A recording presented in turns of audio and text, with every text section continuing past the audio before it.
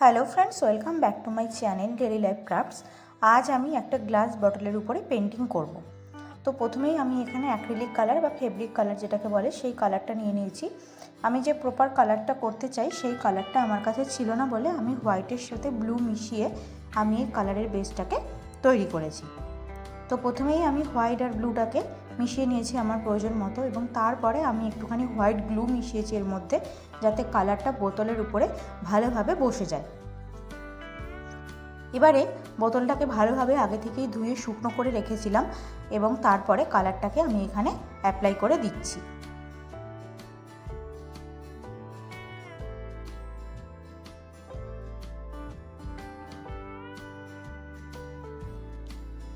এই বেসের ব্লু কালারটা অ্যাপ্লাই হয়ে যাওয়ার পরে আমি এটাকে খুব ভালোভাবে শুকোনোর জন্য রেখে দিয়েছিলাম। ভালোভাবে কালারটা শুকনো হয়ে যাওয়ার পরে আমি এখানে একটা পেন দিয়ে একটা পান্ডা ড্র করে নিয়েছি। এবার সেই পান্ডার মধ্যে আমি এবারে কালারটা করছি। হোয়াইট কালারটা করার সময় খুব প্রমিনেন্ট লাগলেও একটুখানি পরেই আমি দেখছিলাম যে কালারটা যেন ব্লুয়ের সঙ্গে মিশে যাচ্ছে। আমি কালারটা প্রতিবার শুকনো করে করে প্রায় 3-4টে কোট অ্যাপ্লাই করেছি। একটা কোট ভালোভাবে শুকনো হয়ে যাওয়ার পরেই কিন্তু নেক্সট কোটটা অ্যাপ্লাই করবে, তাহলে কালারটা বেশ ভালো প্রমিনেন্ট আসবে। এবং তারপরে আমি এই বাঁশটাকে এখানে গ্রিন কালার করে নিয়েছি।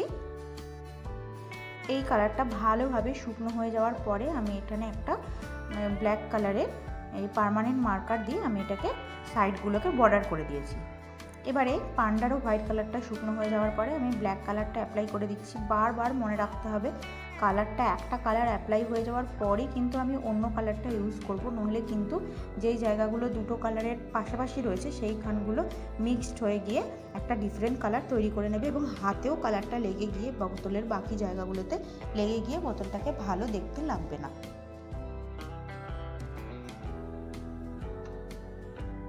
আমি আশা করছি আমার ভিডিওগুলো তোমাদের ভালো লাগে। আমার চ্যানেলে আরও অনেক এরকম ক্রাফটস আইটেমের ভিডিও রয়েছে, তোমরা চ্যানেলটা থেকে অবশ্যই ঘুরে আসতে কিন্তু একবার ভুলো না। এবং যারা এখনও সাবস্ক্রাইব করোনি প্লিজ প্লিজ প্লিজ চ্যানেলটাকে সাবস্ক্রাইব করে দিও। পান্ডারও আমি আউটলাইনগুলো করে নিয়েছি এবং চোখটাও করে নিচ্ছি। এরপরে গোটা বটলটাতেই আমি ছোট্ট ছোট্ট কয়েকটা হোয়াইট কালারের ডট দিয়ে দিয়েছি।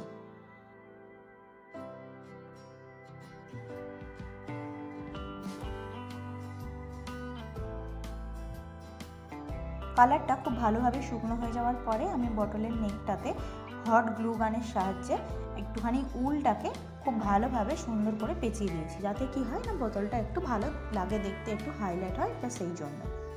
আমি আরেকটা জিনিস তোমাদের এখানে বলতে ভুলে গেছি, এই বাঁশ গাছগুলোকে একটু হাইলাইট করার জন্য গ্রিন কালারটা শুকনো হয়ে যাওয়ার পরে আমি একটুখানি ইয়েলো কালারে ইউজ করেছিলাম। আশা করছি ভিডিওটা তোমাদের ভালো লেগেছে। ভালো লেগে থাকলে অবশ্যই ভিডিওটাতে লাইক, কমেন্ট, শেয়ার এবং সাবস্ক্রাইব করতে কিন্তু একদম ভুলো না। দেখা হচ্ছে তোমাদের সঙ্গে পরের ভিডিওতে।